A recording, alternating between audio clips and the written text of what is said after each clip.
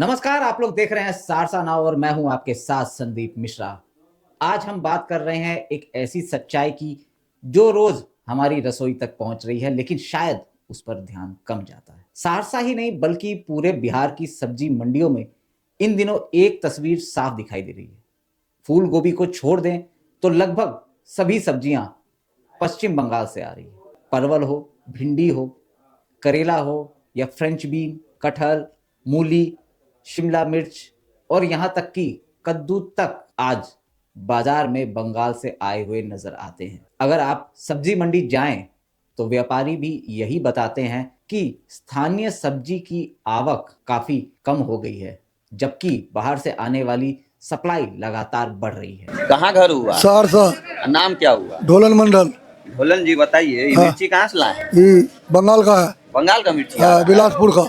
सहरसा में बंगाल का सब्जी बिक रहा है? हाँ। सहरसा का सब्जी नहीं आ रहा मिर्ची? सहरसा में सब्जी का जुगाड़े नहीं, कहाँ थे नहीं है यहाँ पर खेती पत्ती नहीं हो रहा है। काहे नहीं हो रहा है यहाँ खेती? जगह नहीं है खेती करने का, कहाँ करेगा? जगह नहीं बचा अब खेती? नहीं, यहाँ पूरे लोग बस गया।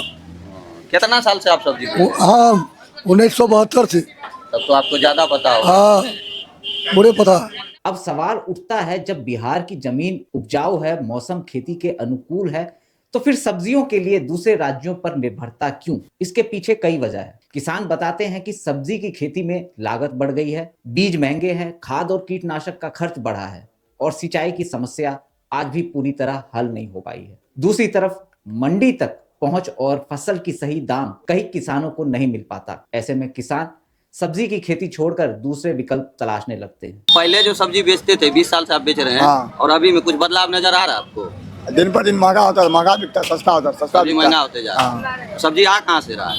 ये शिमला मिर्च सब शिमला मिर्च आता है बंगाल इधर से। बंगाल से आ रहा है। तो मिथिला में बाहर का सब्जी आ रहा है, यानी यहाँ सब्जी कम हो रहा है क्या उपज? लोकल में कम होता है।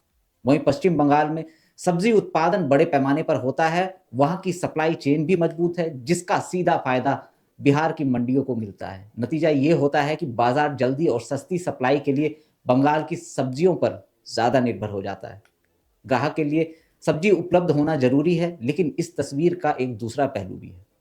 अगर यही स्थिति बनी रही तो आने वाले समय में स्थानीय सब्जी उत्पादन और कमजोर हो सकता है। यह मुद्दा किसी राज्य बनाम राज्य का नहीं है, यह मुद्दा है स्थानीय खेती को मजबूत करने का।